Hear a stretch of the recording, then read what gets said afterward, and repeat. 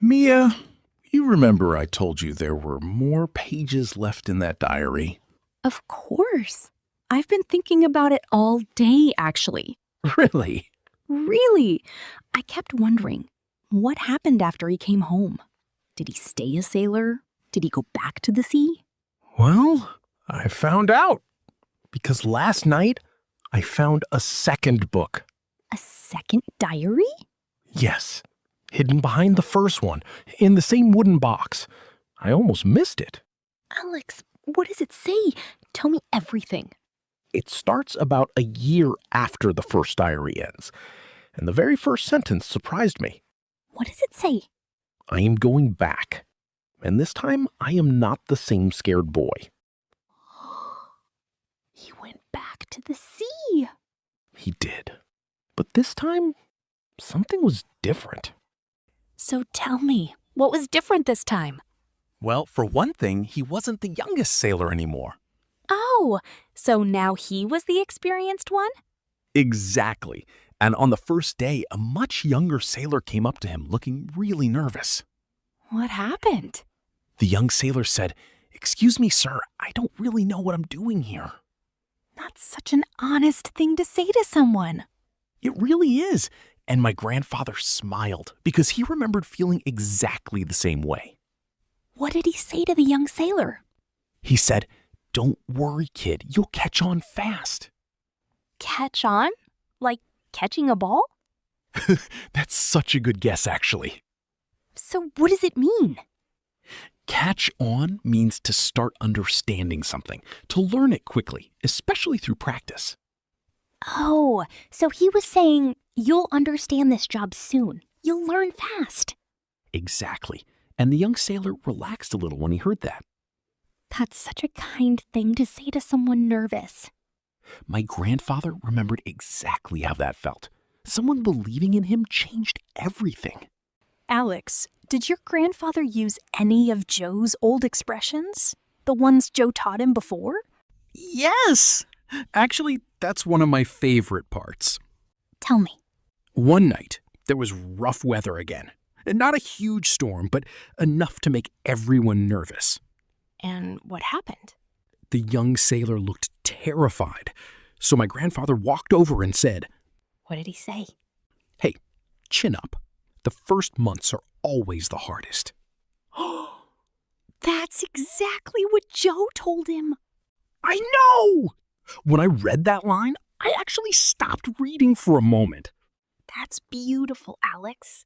The phrase traveled from one person to another to another. Exactly. And it still meant the same thing. Stay positive.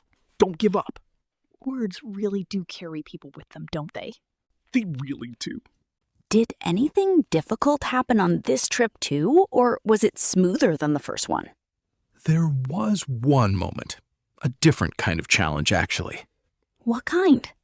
The ship had engine problems, right in the middle of the ocean. That sounds scary. It was stressful. Everyone was anxious. The captain gathered the crew and said, What did he say? "We need to sit tight until the engineers figure this out." Sit tight? Like sit very close together? No, although that's a fun guess. So what does it mean? Sit tight means to wait patiently. Don't panic, don't move, just wait calmly until things are sorted out. Oh, that makes so much sense in this situation. They couldn't do anything but wait. Exactly. And my grandfather wrote, "We sat tight for 6 hours. It felt like 6 days." 6 hours stuck at sea, not knowing what's happening? That sounds terrifying. It was. But also, it taught him patience in a way nothing else could. How did it end? The engineers fixed it just before sunset, and he wrote, when the engine started again, the whole ship cheered. I can imagine that moment so clearly. Me too. Pure relief. You know, Alex, I think this is exactly why people fall in love with stories like this. Because you don't just learn the words, you feel why people say them. Exactly.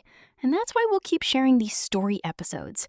If you're enjoying The Sailor's Journey, stay subscribed. There's so much more diary left to explore.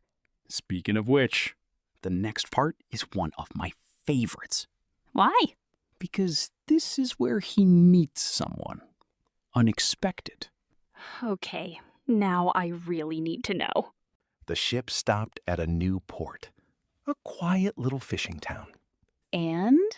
My grandfather went for a walk along the dock, and he saw an old fisherman sitting alone, fixing his net. Did they talk? Yes, the fisherman looked up and said, "You're not from around here, are you?" That's such a classic opening line. It really is. My grandfather said, "No, sir, I'm a sailor, just passing through." And what did the fisherman say? He smiled and said, "Well, pull up a seat. I don't bite." He doesn't bite? Like an animal? That confused my grandfather, too, at first. So what does it mean? "I don't bite" is just a friendly, joking way of saying, "Don't be nervous around me. I'm not scary. Relax." Oh, that's such a warm thing to say to a stranger. It really is. And my grandfather sat down and they talked for hours. What did they talk about? Life, the sea, family. The fisherman had sailed for 40 years. That must have felt like talking to his future self. That's exactly what my grandfather wrote. Talking to him felt like looking into a mirror many years ahead. That gives me chills, Alex. Me too, every time I read it. Did the fisherman give him any advice? Yes. Right before my grandfather left, the fisherman said something he never forgot. What did he say? He said, "Out there, the sea will test you, but don't let it harden you." Harden? Like becoming hard? Exactly. To harden means to become cold, less emotional, less kind, because of difficult experiences. Oh, so he was warning him not to lose his warmth, even through hard times. Exactly that. The fisherman continued, "I've seen good men become bitter after years at sea. Don't be one of them." That's such deep advice. My grandfather wrote, "I will remember this conversation for the rest of my life." And did he remember it, I mean? Well, we'll find out, because there are still more pages left, Mia.